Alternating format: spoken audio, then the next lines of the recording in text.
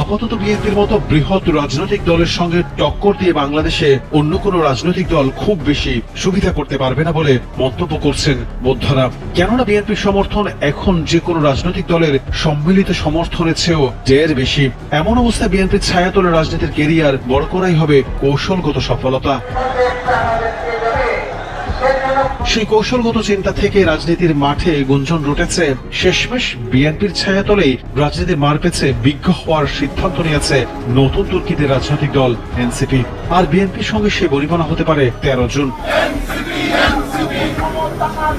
Doctor Mohammad ইউনূসকে রাষ্ট্র ক্ষমতার দায়িত্ব দিয়েছেন বৈষম্য বিরোধী আন্দোলন থেকে এক দফা আন্দোলনের নেতৃত্ব দেওয়া ছাত্র জনতার প্রতিনিধিরা। স্বাভাবিকভাবেই এই তরুণদের নতুন বাংলাদেশ গড়ার স্বপ্নকে বাস্তবায়ন করতে ইউনূস সরকারেরও দায়বদ্ধতা রয়েছে। এই সমীকরণ থেকে রাজনীতির মাঠে আওয়াজ শোনা যাচ্ছে, লন্ডনে অনুষ্ঠিতব্য 13 জনের বৈঠকে তারেক রহমান আর ডক্টর ইউনূসের সঙ্গে এ বিষয়ে আলোচনা হতে পারে। বিভিন্ন শ্রেণী পেশার মানুষের সমস্যা, সম্ভাবনা কিংবা দুঃখ দুর্দশা সম্পর্কে অনেক উপদেষ্টাই রাজনীতির চায়ের আড্ডার গুঞ্জন ইউনূস তারেক রহমানের বৈঠকে এনসিপি কে বিএনপির ছায়াতল থেকে জোটবদ্ধ রাজনীতির সুযোগ করে দেওয়ার বিষয়ে আলোচনা হতে পারে। আর একটি শক্তিশালী বিরোধী দল হিসেবে জামায়াতকে চিন্তা করে নির্বাচনের পথে হাঁটার রোডম্যাপ তৈরির বিষয়েও সমঝোতা আসতে পারে। এই ঈদে জামা জুতো অ্যাক্সেসরিজের ডিসকাউন্ট। রাজনীতি বিশেষজ্ঞরা বলছেন, কোন জরিপ ছাড়াই বলা যায় এই মুহূর্তে সুষ্ঠু ও নিরপেক্ষ নির্বাচন হলে বিএনপির জয়ের জোয়ার তৈরি হবে। দলটি জনপ্রিয়তার তুঙ্গে রয়েছে, এমন অবস্থায় বিরোধী শিবির রাজনীতিতে কোনো সুবিধা তৈরি করতে পারবে না।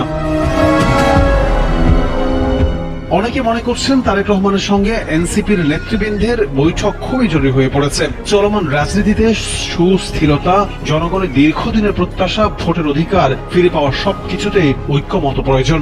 এনসিপির অনেক নেতা মনে করেন তারেক রহমানের সঙ্গে সরাসরি বৈঠক হলে অনেক সমস্যারই সমাধান হয়ে যেত।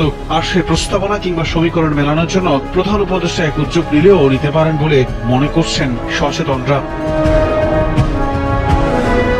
এদিকে সব মামলা থেকে অব্যাহতি পেলেও মাতৃভূমিতে তারেক রহমানের ফেরার দিনক্ষণ জানা যাচ্ছে না। কিন্তু কেন?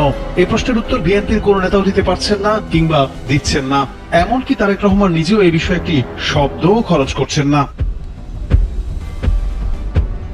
রাজনীতির ময়দানে গুঞ্জন রয়েছে, নিরাপত্তা জনিত কারণে তিনি এখনো দেশে ফেরার সিদ্ধান্ত চূড়ান্ত করতে পারেননি। কান কথা শোনা যায়, তারেক রহমানের বাংলাদেশে প্রত্যাবর্তনের এখন প্রধান বাধা বিদেশি অদৃশ্য শক্তির প্রভাব।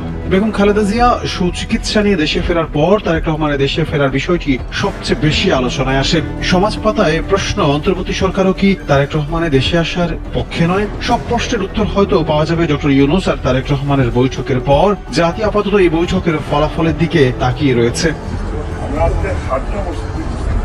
যুক্তরাজ্যে সফররত প্রধান উপদেষ্টা ডক্টর মোহাম্মদ ইউনূস লন্ডনে বিএনপির ভারপ্রাপ্ত চেয়ারম্যান তারেক রহমানের সঙ্গে বৈঠক করবেন 13 জুন স্থানীয় সময় সকাল 9টা থেকে 11টার মধ্যে। এমন তথ্য দিয়েছেন বিএনপি মহাসচিব মির্জা ফখরুল ইসলাম আলমগীর। অপেক্ষা এখন এই বৈঠকের জন্য। সচেতনদের প্রত্যাশা, এই বৈঠকের পরেই খোলাসা হবে চলমান রাজনীতির গতি প্রকৃতি।